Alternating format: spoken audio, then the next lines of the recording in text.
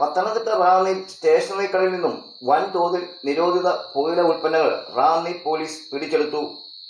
റാന്നിയിൽ നിരോധിത പുകയില ഉൽപ്പന്നങ്ങൾ വിൽപ്പനയ്ക്കായി സൂക്ഷിക്കുകയും കച്ചവടം ചെയ്യുകയും ചെയ്ത സ്റ്റേഷനറി കട ഉടമയാണ് റാന്നി പോലീസ് അറസ്റ്റ് ചെയ്തത്.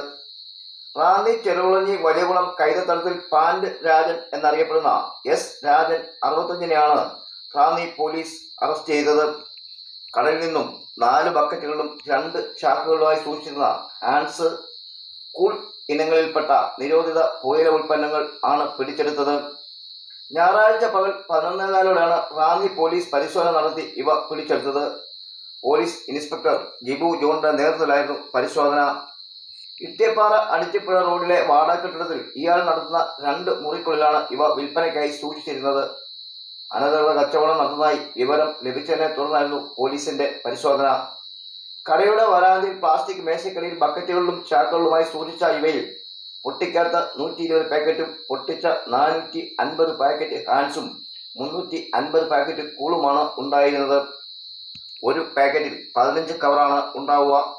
ചോദ്യം ചെയ്തപ്പോൾ ഇവ കൈവശം വയ്ക്കാനുള്ള അനുമതി പത്രങ്ങളൊന്നും ഇല്ലായിരുന്നു. വാടകയ്ക്ക് കട നടത്തുന്ന പ്രതി അമിത ആദായത്തിനായി ആളുകളുടെ ആരോഗ്യത്തിലുള്ള ഭീഷണി കണക്കിലെടുക്കാതെ വിറ്റഴിക്കുകയാണെന്ന് ബോധ്യപ്പെട്ടു. തുടർന്ന് 12:30-ഓടെ അറസ്റ്റ് ചെയ്യുകയായിരുന്നു. ASI കൃഷ്ണൻകുട്ടി, SCPO അജാസ് ചാറുവേലി, CPOമാരായ ഗോകുൽ, അശോകൻ എന്നിവരാണ് പോലീസ് സംഘത്തിൽ ഉണ്ടായിരുന്നത്.